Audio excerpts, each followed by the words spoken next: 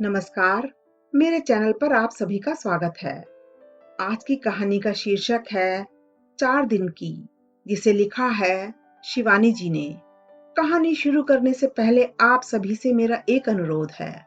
कृपया मेरे चैनल को सब्सक्राइब कर लें, बेल आइकन को हिट कर दें ताकि अगली कहानी की नोटिफिकेशन आप सभी को समय पर मिल जाए। तो आइए कहानी शुरू करते हैं। बैंड हाउस की रंगीन बहारें बीत चुकी थीं। दिसंबर के अंत में नैनीताल की वीरानी देखने वाले को मुंह बाए काट खाने को दौड़ती है। 2 दिन पहले ही अंग्रेजी स्कूलों में पढ़ने वाले बच्चों के कलरव से नैनी का प्राकृतिक क्रीड़ा क्षेत्र फ्लैट मधुमय हो रहा था, वही उस दिन भाई भाई कर रहा था। मैं मंदिर की ओर बढ़ रही थी कि सूने बैंड हाउस की बेंच पर बैठे उदास दृष्टि से छल छलाते ताल को निहारते जज साहब को देख ठिठक गई। 6 फुट लंबी देह, कायदे से पहनी गई विदेशी वेशभूषा, चिरपरिचित काली बुनी बास्केट और दर्पण से चमकते जूते। उन्हें दूर से देखकर भी कोई पहचान सकता था। आइए आइए, मुझे देखते ही सौम्य गौर मुखमंडल पर स्नेह सिक्त हास्य की असंख्य झुर्रियां खेल रही थीं। अरे, आप अभी यहीं हैं? मैं तो सोच रही थी शायद रामपुर चले गए होंगे। वाह, क्या बात सोची है आपने। और उन्होंने मेरे दोनों हाथ पकड़कर अपने पास बैठा लिया। यानी बच्चियों से बिना मिले ही चला जाता। उन्होंने मुझे ऐसे फटकारा कि मैं खिसिया गई। इस बार ठंड तो है ही नहीं, मैंने कहा। फिर नैनीताल की ठंड तो 4 दिन की ही है। इस बार आप रामपुर मत जाइए। उन्होंने हंसकर कहा था, ये माना जिंदगी है 4 दिन की, बहुत होते हैं यारो 4 दिन भी। और आज उनकी मृत्यु के पश्चात उनके पुत्र हामिद मुझे उनकी हस्तलिखित आत्मकथा थमा गए हैं। एक एक पृष्ठ उलटती हूँ और उस दिन की उदास पंक्ति का रहस्य स्पष्ट हो उठता है। रियासती कुचक्र, विलासिता के वातावरण में गुजरे राजसी बचपन की स्मृतियां, प्रेम, विच्छेद, होनहार पुत्र का उन्मादग्रस्त होना, नैनीताल के सुसज्जित ग्रैंड होटल के कक्ष का आर्थिक विवशतावश त्याग, भट्ट जी के बंगले की सीलन भरी कोठरियों में बिताए गए अंतिम दिवस। ठीक ही कहा था उन्होंने, बहुत होते हैं यारो 4 दिन भी। मोरक्को जिल्द में बंधी उनकी जीवनी की इस पन्ना की सी रत्न गर्भा भूमि में अगणित कथाओं के असंख्य हीरे ऐसे जगमगा उठते हैं कि मेरी आंखें चौंधिया जाती हैं। आश्चर्य होता है कि जिस क्रूर लेखनी ने न जाने कितनों को मृत्युदंड दिया होगा, वही ऐसे रस सिक्त प्रकरणों की सृष्टि कैसे कर सकी होगी। अवध के रईस ताल्लुकेदारों के जीवन की झांकियां, एंग्लो इंडियन समाज का सजीव विवरण, उच्चतर तबके के ब्रिटिश अधिकारियों के मार्मिक संस्मरण, दिल्ली दरबार, रामपुर के अनूठे नवाबी वातावरण का बेजोड़ वर्णन, सचमुच ही एक समूची रत्न मंजूषा मेरे हाथ में है। अशर्फियों के लबालब अतीत के गर्भ में दबा मिट्टी और गर्द से धूमिल एक घड़ा जैसे मेरे हाथ लग गया है। क्षण भर को मैं आनंद मग्ना ही हवा में उड़ने लगती हूँ। कितनी रंगीन कहानियां गढ़ी जा सकती हैं इस मूलधन से, पर दूसरे ही क्षण एक विस्मृत रौबदार बुजुर्ग चेहरा मेरी स्मृतियों के अंतराल से झांकने लगता है। मुझे लगता है मैं एक गुरुजन के अंतरंग शयन कक्ष में धृष्टता पूर्वक अनावश्यक ताक झांक करने की चेष्टा करने लगी हूँ। साहबजादे अब्दुल वाहिद खान मेरे पिता के घनिष्ठ मित्र थे। उनके परिवार ने मेरे पिता की मृत्यु के समय जिस स्नेहपूर्ण औदार्य का परिचय दिया था, वह कोई निकट आत्मीय भी शायद ही दे पाता। आज जब इंच इंच की सीमा निर्धारित करने के लिए असंख्य लाशें बिछ जाती हैं, तब क्षणिक समझौते की राख में दबी धार्मिक विद्वेष की चिंगारियां कभी भी लपलपाती लपटों की सृष्टि कर सकती हैं।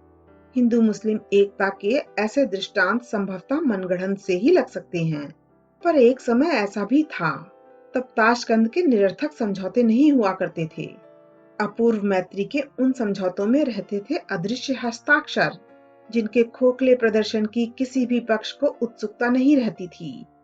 आज ऐसे ही एक हस्ताक्षर मेरी स्मृति की नियॉन बत्तियों के से प्रकाश में कभी बुझने और कभी जगमगाने लगते हैं।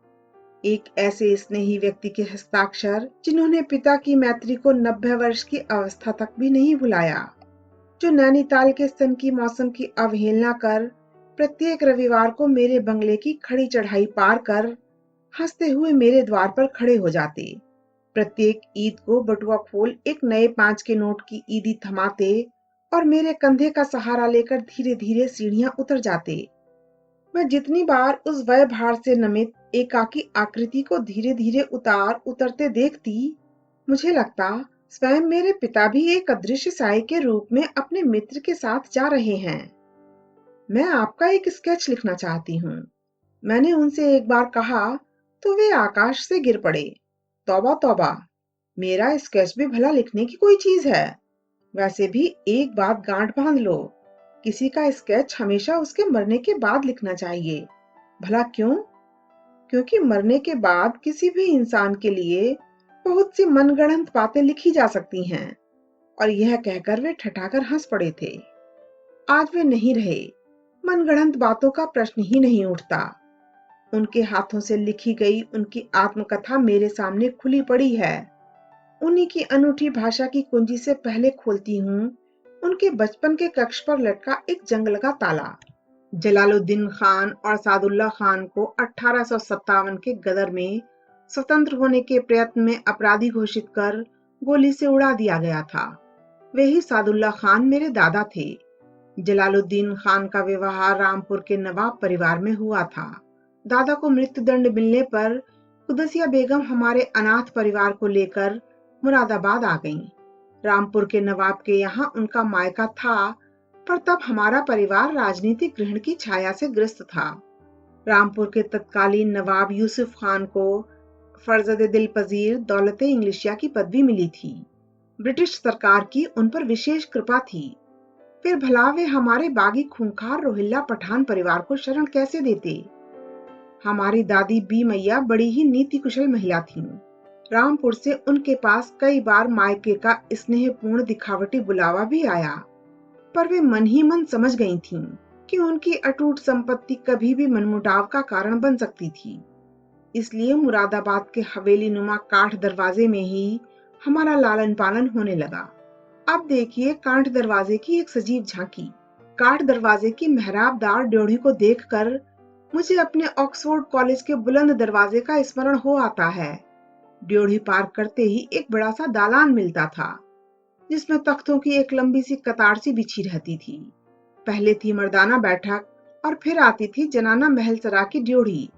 इसी ड्योढ़ी पर तनकर बैठी पहरा देती थी बुआ परी चेहरा, जिसका झुर्रीदार चेहरा, सफेद बाल और लंबा कद देखने वाले को सहमा देते। बड़ी बड़ी हाथी के कान सी चपातियों को सालन से तरकर वह एक ही निवाले में निकल जाती। फिर किसी को भी जनाना ड्योढ़ी सरा में कुछ कहलवाना होता, पहले परिबुआ चेहरा ही उसकी पेशी करती। असंख्य नौकरानियां हम बच्चों को गोदी में उठाए ऐसे उड़ी फिरती कि हमारे पैर ही शायद कभी जमीन पर पड़ते। लड्डू, जलेबी और बालूशाहियों के नाश्ते का क्रम दिन भर चलता। लाड़ दुलार का अंत नहीं रहता। किंतु सुखी बचपन क्या ऐसा ही लाड़ दुलार चाहता है? न हमें इधर उधर नंगे पैर भागने की आजादी थी, न हम उन्मुक्त स्वच्छंद कुलांचे ही भर सकते थे। बी मैया का सारा लाड़ मेरे सुंदर भाईजान पर था और मुझसे उनका ध्यान हटता गया। इसी प्रकार प्रेम की भूखी मेरी मातृहीन शैशवावस्था का विरवा सूखने लगा। मेरी माता की मृत्यु के पश्चात मेरे पिता ने अपनी साली की पुत्री मुन्ना बेगम से विवाह किया। मेरी विमाता 7 बहनें थीं और बी मैया उन्हें 7 गांठ कहा करती थीं। 2-3 ही वर्ष में मेरी विमाता की भी मृत्यु हो गई। उनकी मृत्यु के पश्चात पहली बार मुझे मेरे पिता का स्नेह मिला। कभी रात को अचानक उठकर वे हम दोनों भाइयों के बीच में आकर लेट जाते और हमें गुदगुदाकर बाहों में भींच लेते। कभी कभी हमारे आग्रह करने पर हमें नया रेलवे स्टेशन दिखलाने ले चलते। धुआं छोड़ती रेलगाड़ी, रेल के आने की घंटियां, नई वर्दी में मूछें ऐंठता स्टेशन मास्टर, सब कुछ हमें अनूठा लगता। बरेली, रामपुर, मुरादाबाद की नई नई रेल लाइन बनी थी और रेलगाड़ी का उन दिनों वही महत्व था जो आज एटम बम का है। कभी हम नवाब रामपुर की सवारी देखने छज्जे पर खड़े हैं। नवाब मुश्ताक अली खां ईदगाह को जा रहे हैं। किम ख्वाबी अचकन टोपी की कलगी में पन्ने जड़े हैं। इधर उधर मोतियों की लड़ियां झूल रही हैं। गहरी कत्थई रंग की गद्दी लगी है। उनका मुंह लगा दरोगा चांदी की मूठ के मूर्छल से मक्खियां उड़ाता, बीच बीच में दाएं बाएं मुट्ठी भर मोहरों की बिखेर लुटा देता। जुलूस सफदर अली खान के बाजार से गुजर रहा है। आगे आगे चल रहे हैं सजे ऊंट, लाल वर्दी में नवाब के मुख्य अंगरक्षक, चांदी के रुपहले वस्त्रों में चौबदार और पीछे पीछे दरबारियों की भीड़। नवाब के दाहिनी ओर खूबसूरत अरबी घोड़े पर सवार रहते मेरे पिता के मामू जनरल अजीमुद्दीन खान। ये वे दिन हैं जब मोटरें नहीं थीं। हाथी पर सवार तब का नवाब अपनी रियाया के कितने पास था। उसकी प्रजा अपना हर्ष और विषाद, उल्लास और पीड़ा सरलता से अपने शासक तक पहुंचा सकती थी। ऐसे ही अवसरों पर फरियादी अपना दुखड़ा नवाब को सुना सकते थे। रात का खासा भी बड़े ठाठ बाट से संपन्न होता था। यह अनूठा वर्णन भी सुनिए उन्हीं के बेजोड़ शब्दों में। खासे में स्वयं नवाब साहब, उनके परिवार के चुने सदस्य, मंत्री और मित्र रहते। चांदी के पायों के पलंग पर स्वयं नवाब साहब बैठे रहते। पास ही में एक छोटी मेज पलंग से सटी धरी रहती। प्रत्येक निमंत्रित सदस्य का स्थान पूर्व निर्धारित रहता। मेरे मामू जनरल को प्रथम स्थान प्राप्त होता। वे नवाब साहब के दाईं ओर बैठते। खाना चांदी के खानों अर्थात गोल थालों में सजकर आता। पहले आते 2 तरह के सालन, सीख कबाब, पुलाव, फिर मीठे चावल और फिरनी। यह था नित्य का सीधा सा खाना। जिस दिन किसी दावत का आयोजन होता, उस दिन का तो फिर कहना ही क्या। नित्य का खासा पहले नवाब साहब आरंभ करते। कई आबदार एक कतार में लाल कपड़े से मुंह बंधी चांदी के सुराहियों को हाथ में थामे खड़े रहते। जितनी बार नवाब साहब पानी मांगते, उतनी ही बार मंत्री खड़े होकर एक नई सुराही की सील मोहर तुड़वाते। हर बार नया घूंट नवाब के होठों से लगता और उतनी ही बार हेड आबदार का गुरु गंभीर स्वर गूंज उठता, बिस्मिल्लाहिर्रहमानिर्रहीम। खाना खत्म होता और नृत्य गीत का आयोजन चलता। कई बीनकार सितारबाज हाथ बांधे नवाब के आदेश के लिए खड़े रहते।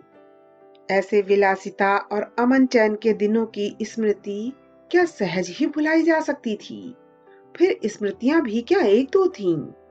उनके सुखी जीवन में अचानक झंझावात की भांति एक अनजान सुंदरी ने प्रवेश किया। उनकी सरला पतिपरायणा पत्नी कुलसुम मुस्लिम वातावरण में पली थी। पति के साथ क्लब जाने, बैडमिंटन खेलने आदि में उसे झिझक होना स्वाभाविक था। इसी झिझक को दूर करने, अंग्रेजी अदब कायदे सिखाने के लिए ही उस अनजान युवती ने स्वयं मैत्री का हाथ बढ़ाया था। फिर धीरे धीरे एक दिन उन्हीं हाथों ने कुलसुम को दूर ढकेल दिया। बेचारी कुलसुम, शायद उसने अपने इस जीवन साथी पर बहुत विश्वास कर लिया था। मैं स्वयं ही नहीं जान पाया कब हमारी गृहस्थी में सहसा वह आ गई। उस विलक्षण नारी का परिचय मैत्री में और फिर अचानक मैत्री से प्रेम में परिणत हो गया। कुलसुम सब जान गई। ऐसी बातें क्या छिपी रहती हैं। धीरे धीरे वह मन ही मन खुलने लगी। एक दिन वह भी आया जब वह बेबसी बिस्तर पर पड़ी थी। वह कुछ कहना चाहती थी, पर बार बार उसकी निष्प्रभ आंखें डबडबा आती। मुझे करुणापूर्ण दृष्टि से उसने एक बार ऐसे निहारा जैसे मुझे आंखों में मूंद कर ही रख लेगी, और फिर उसकी गर्दन एक ओर ढुलक गई। घायल पशु की सी उन 2 आंखों की व्यथा को मैं क्या कभी भूल सकूंगा। और फिर भूलना भी तो कितना कुछ है। महिमामयी हवेली, काठ दरवाजे की स्मृतियां, अंगूरी बाग का बहुरंगी वैभव, और आज यह एकांतवास। हाय रे कुचाली काल चक्र, यह तेरी कैसी बाजीगरी है। आत्मकथा की यह अंतिम पंक्ति पढ़ती हूँ तो लगता है आज भी एक लंबी देह की छाया मेरे द्वार पर खड़ी अचानक मुस्कुराकर कह रही है, ये माना जिंदगी है 4 दिन की, बहुत होते हैं यारो 4 दिन भी। अभी आप सुन रहे थे शिवानी जी की लिखी हुई एक कहानी, मेरी यानी अर्चना की जुबानी। आपको यह कहानी कैसी लगी? कृपया कमेंट करके बताएं। अच्छी लगी तो लाइक करें, शेयर करें। अगली कौन सी कहानी सुनना चाहते हैं यह भी बताएं। आपसे फिर मुलाकात होगी किसी नई कहानी के साथ। तब तक के लिए धन्यवाद।